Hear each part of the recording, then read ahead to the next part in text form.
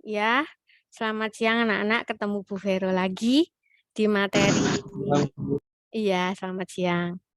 Materi mata kuliah utilitas bangunan yang topiknya electrical system.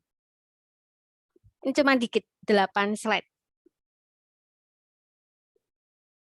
Electrical system. Electrical system. Electrical system pada intinya hampir semua peralatan pada bangunan tinggi itu membutuhkan tenaga listrik. Ya semua ya, nggak cuma bangunan tinggi. Kemudian pembebanan listrik di bangunan tinggi itu nanti akan mencakup penerangan, stop kontak untuk peralatan rumah tangga dan motor-motor kecil, misal untuk setrika, pompa air, dan lain-lain. Jadi pada intinya tidak hanya bangunan tinggi, istilahnya secara umum electrical system itu mencakup apa saja. Kemudian ada nanti peralatan HVAC, yaitu heating, ventilation atau ventilator itu loh. Heating, penghangat atau ventilator ya, tempat sirkulasi udara, dan juga air conditioning yang tadi kita bicarakan di topik air conditioning. Kemudian juga nanti ada pembebanan listrik di peralatan plumbing dan sanitasi, pompa-pompa besar, ada pressure tank. Kemarin yang mata kuliah, yang materi apa itu yang pressure tank itu, kebutuhan air bersih, untuk sewage system juga ada kemarin untuk air kotor, ada air bersih. Pertemuan kapan itu? Pernah ya. Terus juga bisa digunakan untuk pembebanan listrik pada alat transportasi vertikal yang baru, yang materi apa alat vertikal itu? Vertikal, transportasi vertikal itu kan seperti lift, eskalator, elevator. Nah, itu di pertemuan topik passenger elevator. Oh iya, elevator baik bener lah kalau elevator itu vertikal. Kalau eskalator yang horizontal. Ya, Ibu rancu di elevator dan eskalator ketemu.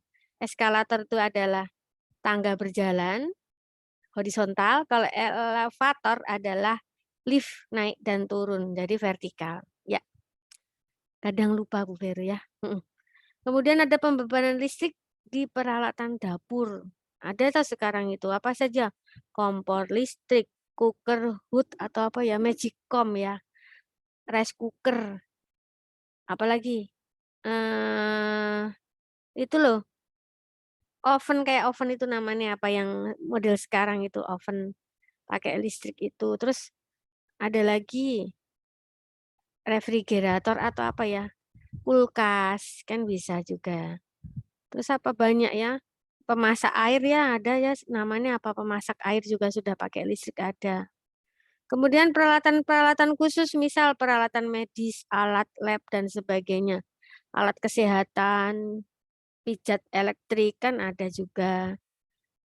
Dari alat-alat yang ada tersebut, prinsip pembebanan listrik pada bangunan harus dipisahkan kedua hal. Dua hal ya, dua kebutuhan ya. Yaitu instalasi untuk penerangan atau alat-alat kecil dan instalasi untuk tenaga atau alat-alat mekanikal yang besar. Dibaginya seperti itu. Skema panel elektrikal pada bangunan tinggi, genset sebagai tenaga cadangan. Jadi ada genset. Awal kan trafo WLN itu. Masuk panel induk, baru dibagi subpanel lighting dan subpanel tenaga. Tenaga yang cukup besar untuk bagian yang cukup besar tadi ya. Untuk bagian yang cukup besar, kalau yang subpanel lighting itu hanya untuk penerangan. Jadi untuk hal-hal yang kecil, alat-alat kecil. Yang tenaga untuk alat-alat mekanikal besar.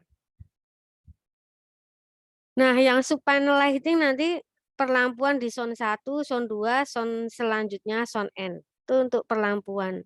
Kalau yang di subpanel tenaga, nanti ada panel AC, panel lift, panel mesin, panel kalau di bangunan gedung ya panel laundry, mesin cuci yang besar dan sebagainya, mesin pemasak. Ya, subpanel lighting cukup perlampuan, subpanel tenaga di luar perlampuan. Nanti ada genset paling tidak 50-60% itu daripada besarnya dari trafo PLN. Masuk dulu di ATS, Automatic Transfer Switch, untuk penggantian jika listrik mati, dia langsung bisa masuk ke panel induk dan distribusi ke subpanel lighting dan subpanel tenaga.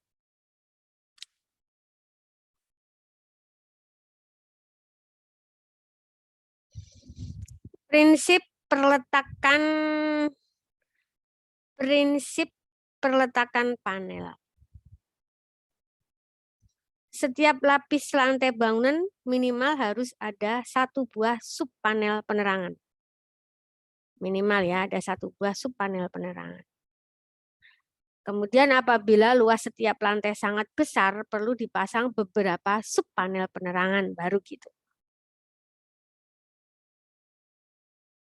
Setiap jenis peralatan mekanikal harus dipasang panel atau subpanel tenaga yang terpisah dengan subpanel penerangan, disendirikan.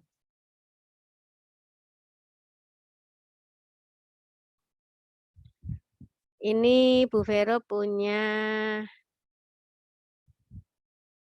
contoh bagan instalasi listrik bangunan tinggi. Trafo PLN masuk ATS dulu ya. Nanti didistribusikan sebagai lighting dan tenaga.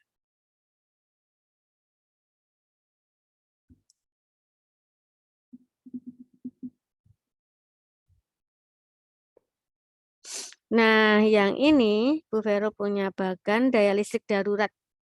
Itu adalah bisa genset, mungkin bisa rechargeable battery. Kita seringnya pakai genset, Bu Vero sering mendengarnya genset. Nah, seperti ini bagannya. Listrik PLN.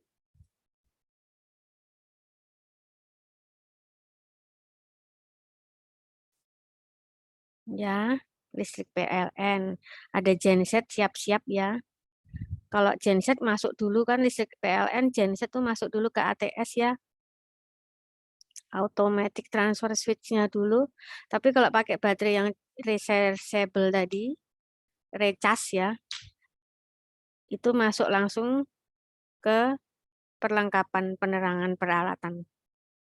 Langsung terdistribusi langsung.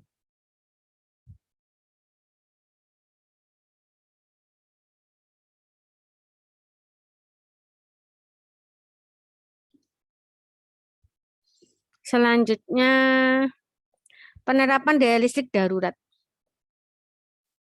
Penerapan daya listrik darurat. Jadi daya listrik darurat harus diterapkan pada sistem menyangkut keselamatan manusia. Lampu penerangan 50-60%. Power outlets-nya atau stop kontak 100%. Sebagian sistem tata udara, misalnya ada lift kebakaran, fire escape, dan lain-lain. Ada lift kebakaran, kemudian sebagian juga lift penumpang. Untuk yang menyangkut keselamatan manusia, sistem deteksi kebakaran. Ada fan smoke vestibule, pompa kebakaran, sistem komunikasi untuk evakuasi, building management system, itu untuk menyangkut keselamatan manusia. Ya Ibu rasa sampai di sini yang perhitungannya hanya itu tadi ya.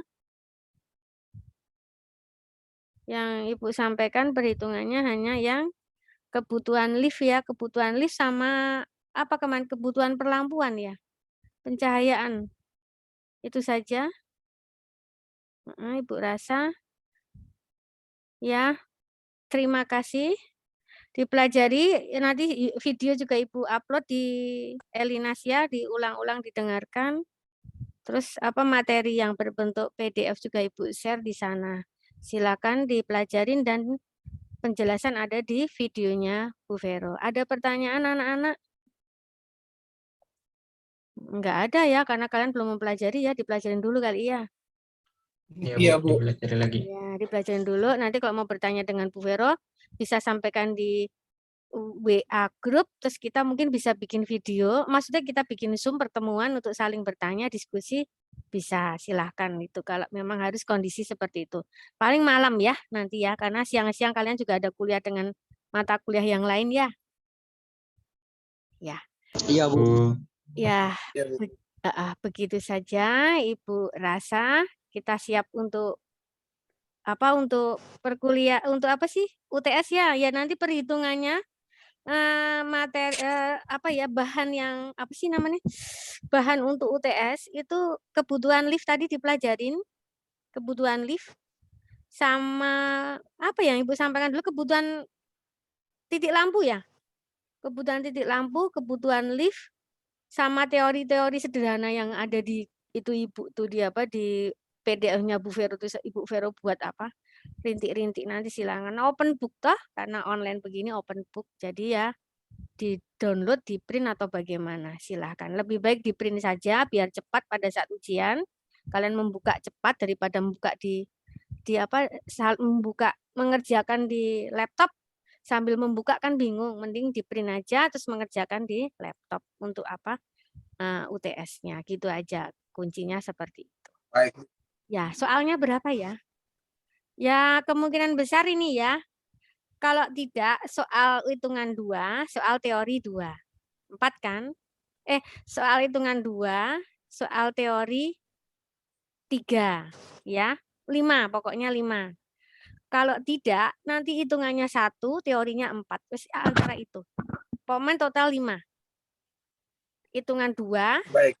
Ya, hitungan 2, teori 3 berarti. Kalau hitungannya cuma 1, berarti teori 4. Untuk yang perhitungan, sekali lagi pelajari jumlah lift tadi, kebutuhan jumlah lift dan kebutuhan titik lampu kalau tidak salah ya Bu Vero kemarin nyampe. Itu. Ya begitu saja anak-anak. Selamat menghadapi UTS ya. Hari apa Bu Vero? Lupa hari apa.